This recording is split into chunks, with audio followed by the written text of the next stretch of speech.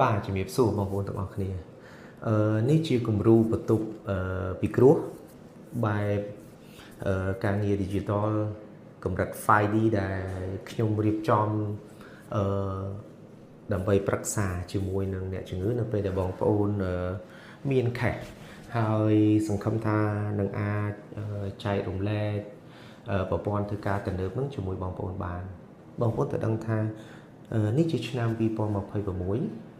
ជាសម័យបច្ចេកវិទ្យាមួយប្រកួតប្រជែងគ្នាខ្ពស់មែនតើហើយការកំណត់រោគវិនិច្ឆ័យមុនពេលដែលបងប្អូនសម្រាប់តែធ្វើការព្យាបាលមុននឹងធ្វើគម្រោងព្យាបាលយើងច្បាស់ត្រូវតែកំណត់រោគវិនិច្ឆ័យមុនឲ្យបានអញ្ចឹងការប្រមូលព័ត៌មានពីអ្នកជំងឺចាំបាច់អញ្ចឹងបច្ចេកវិទ្យាម៉ាស៊ីនគឺទំនើបបំផុតសម្រាប់ជួយបងប្អូនក្នុងការប្រមូលព័ត៌មានដើម្បីធ្វើរោគវិនិច្ឆ័យដើម្បីរៀបចំគម្រោងព្យាបាលហើយនៅពេលដែលបងប្អូនធ្វើការព្យាបាលយើងត្រូវមាន app ជាមួយនឹងបច្ចេកវិទ្យាជាពិសេស Surgical Guide ដើម្បីជួយអាស៊ីតការងារបងប្អូនពីលើការងារបច្ចេកទេសចំណេះដឹងដែលបងប្អូនមានស្រាប់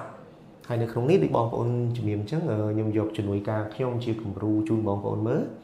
បាទអានេះជាបច្ចេកវិទ្យា 5D របស់ Ray ដែលខ្ញុំរៀបចំជូនលើបងប្អូនឃើញទេបាទយើងប្រើទូរទស្សន៍យើងប្រើ computer យើងប្រើ software យើងប្រើម៉ាស៊ីនយើងប្រើបច្ចេកវិទ្យា AI ដើម្បីជួយនេះអញ្ចឹងបានន័យថាយើង record facial scan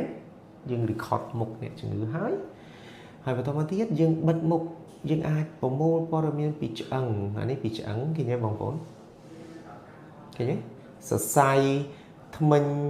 អញ្ចឹងបងប្អូនអាចមើលតាមនេះបានវាជាគំរូមួយងាយស្រួលណាស់ហើយបើបងប្អូនចង់ view ជា Dicom នេះបងប្អូនអាចមើលជា Dicom បាន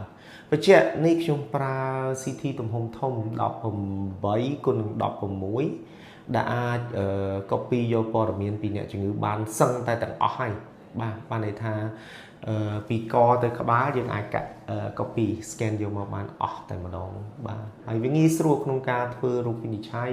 ងាយស្រួលក្នុងការរៀបចំគម្រោងព្យាបាលហើយសង្ឃឹមថាបច្ចេកវិទ្យានេះនឹងអាចជួយបងប្អូនបានយ៉ាងស្រួលបាទហើយកាត់បន្ថយរាល់បញ្ហានៅពេលដែលដាំហើយនឹងបង្កើនប្រសិទ្ធភាពការងារខ្ពស់ជូនបងប្អូនបាទងាយស្រួលច្បាស់លាស់បាទខ្ញុំបាត់ជូនឃើញទេអានេះប្រអប់ខ្យល់គាត់ហើយបងប្អូនជំមើលទៅសៃនេះទៅសៃគាត់នេះទៅសៃផ្នែកខាងក្រោមបាទ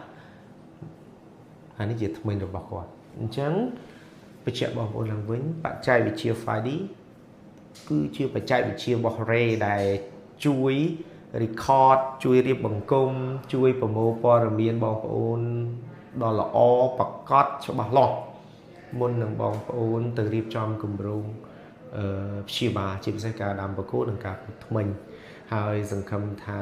បងប្អូននឹងអាចចាប់យកបច្ចេកវិទ្យានេះបម្រើការនៅក្នុង clinic បងប្អូនហើយបង្កើនប្រសិទ្ធភាពការងារហើយនឹងនាំយកបច្ចេកវិទ្យាឈានមុខដើម្បីទៅប្រកួតប្រជែងជាមួយនឹងប្រទេសជិតខាងក៏ដូចជាថ្នាក់តំបន់និងថ្នាក់ពិភពលោកអរគុណច្រើនបងប្អូនអរគុណ